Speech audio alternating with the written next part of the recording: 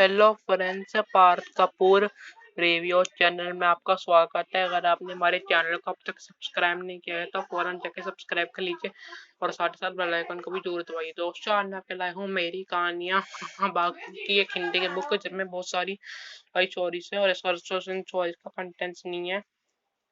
और ये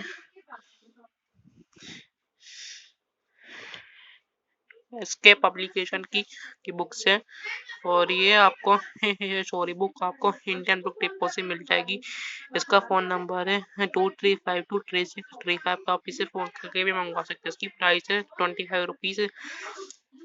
और दोस्तों, अगर ये बुक ऑनलाइन अवेलेबल है तो मैं इसकी लिंक दे दूंगा। और दोस्तों, ये रास्ता पार्क और मैंने कैब दे रखी है, क्यूआर स्कैनर की, आप वहां से जाके से स्कैन कर सकते हैं। हर फोन पे वाला भी कर सकते हैं। तो चलिए दोस्तों, बिना किसी देरी के इस बुक को अनबॉक्स करते हैं। दोस्तों, फर्स्ट आप इस बुक को ओपन करेंगे तो आपको एक स्टोरी मिल जाएगी। इसमें टोटल 9 स्टोरी है और सारे कहानियों की शिक्षा अपनी। चलो दोस्तों, पहली स्टोरी पढ़ता हूँ। स्टोरी का नाम है प्यासा कौवा। से पढ़ता हूँ। एक प्यासा कौवा पानी खोज रहा था। अचानक उसकी नजर एक घड़े पर पड़ी। घड़े में थोड़ा पानी था। उसने अपनी चोंच घड़े में डाली पर वह पानी ना पी सका।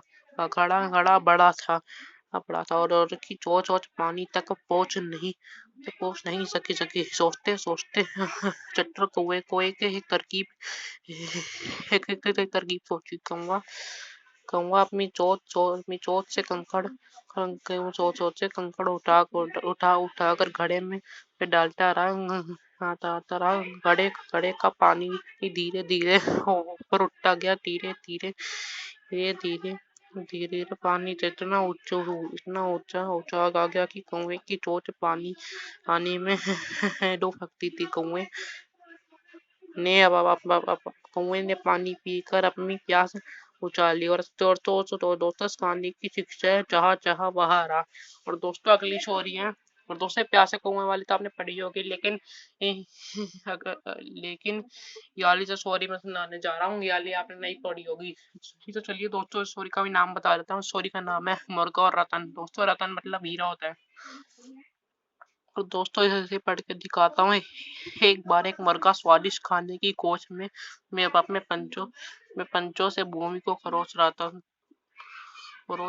ऐसा करते समय अचानक ही एक पत्थर उलझ जाने से वह एक चमकता हुआ एक नहीं दोस्तों, एक पत्थर उलझ जाने से वह एक चमकता हुआ और वह रतन दिखाई दिया। कुकड़ू को मुर्गा जोर से चिल्लाया और कहने लगा, यह चमकीली वो वस्तु कुछ लोगों के लिए तो बहुत ही कीमती मालूम पड़ती है, परंतु इसके शैतान पर प्रकाश मुझे अनाज का एक अच्छा दाना मिला होता है। दोस्तों, इस कहानी की शिक्षा है, रतन से भूख शांत नहीं हो सकती। और दोस्तों, अगली स्टोरी है ग्रामीण चूहा और शहरी चूहा। एक बार एक शहरी चूहा गांव में रहने वाले हवा में एक दो चूहे से मिलने गया। ग्रामीण चूहा अपने शहरी दोस्त के आने पर बहुत खुश हुआ। उसने अपने दोस्त के स्वागत के लिए एक कच्ची दावत का इंतजाम किया, परंतु शहरी चूहे ने क्रोध से हुए फलवा अनाज की बाल को गीड़ा से देखा। दोस्तों, आपको गीड़ा का मतलब पता है तो मैं तो मंजोक में लिख के बताना कि क्या होता है। क्या तुम यहाँ या किसी प्रकार रहते हो? तुम्हें क्या इससे अत्यधिक नहीं मिलता? हाँ, शहरी चूहे ने कहा। हम अपने दोस्त का अपने साथ शहर चल लिए और वहाँ की सुंदर वस्तुओं को देखने का लालच दिया। ग्रामीण चूहे के मन में शहर देखी इच्छा जाग गई। इस पर उसने अपना सारा सामान बांध लिया और अपने दोस्त के साथ शहर चल पड़ा। ग्रामीण चूहा चूहा हुआ से शहरी वस्तुओं को देखकर वास्तव में आश्चर्यचकित हो गया। आराम करने के बाद दोनों दोस्त तो भोजन करने के लिए उठे, परंतु जैसे ही दोनों दोस्त पनीर व फलों का स्वादिष्ट भोजन खाने बैठे, एक बड़ी बिल्ली ने खिड़की से झांकी। जगह बिल्ली को देखते ही दोनों चूहे डर गए और जान बचाने के लिए पास ही बने बिल में जा घुसे। बिल्ली ने आकर उनका सारा भोजन चट कर डाला। जब बिल्ली वहां से चली गई, चूहे बिल से निकल कर बाहर है। मैं अब अपने गाँव जा रहा हूँ। यह डर के मान बहुत खाने से तो गाँव में सुरक्षित रहकर सदा भोजन ही मुझे प्रिय है। ग्रामीण चूहे ने चिल्ला कर कहा, शिक्षा सुरक्षा हमारी प्रथम आवश्यकता है। और दोस्तों अगली स्टोरी का नाम है मोर और सारस।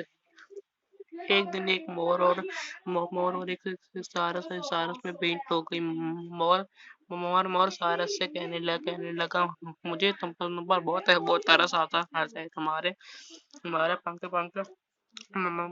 कितने बड़े हैं। मेरे पंखों को देखो, ये कितने सुंदर रंगों वाले हैं।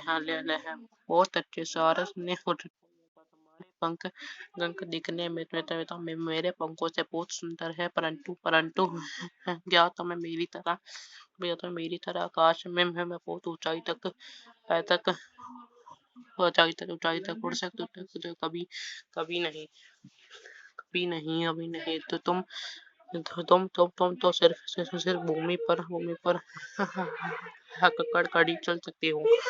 इस कहानी की शिक्षा है दोस्तों, कभी भी दूसरा में दोस्त मत ढूंढो। और दोस्तों अगली स्टोरी का नाम है सुअर और भेड़। एक बार एक किसान का लड़का अपने खेत में गया। उसने वहां एक सुअर और कुछ भेड़ें देखी। उसने सुअर को पकड़ लिया। जो पकड़े जाने पर जोर से चिल्लाया। तुम इतना तमाशा क्यों बना रहे हो? जब वे हमें करता है, हम तो कभी नहीं चिल्लाती। एक भेड़ ने कहा, चुप रहो। सुअर जोर से चिल्लाया और फिर बोला, गाड़िया तुम्हें तो फोन प्राप्त करने के लिए ले जाता है। मुझे तो लड़का मेरे मांस के ले जा रहा है। शिक्षा जान हर किसी को प्यारी होती है।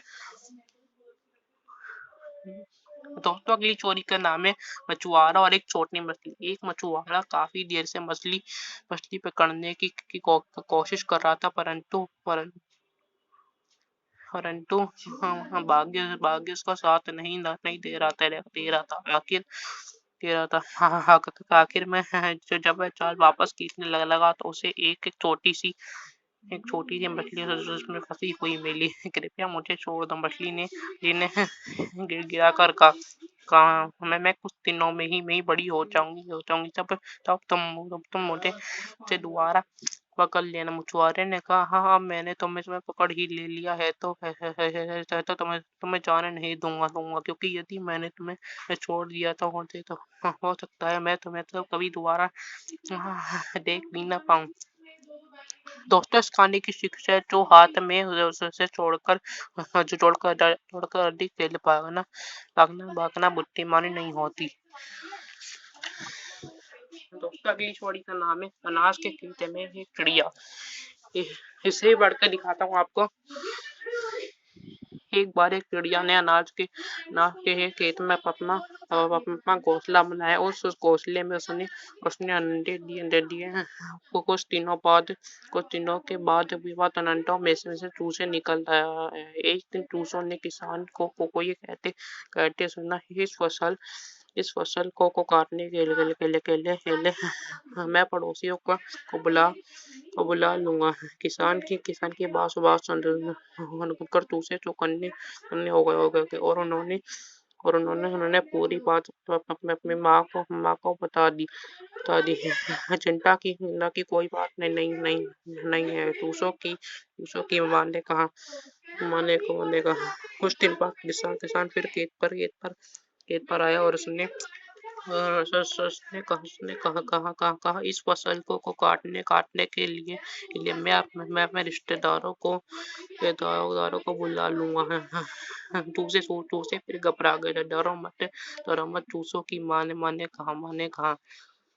दूसरे दिन ही किसान अपने बेटे के साथ खेत पर आया और वो कहने लगा, मैं कल फसल काटूंगा। अब समय आ गया है कि हमें यहाँ से चले जाना चाहिए।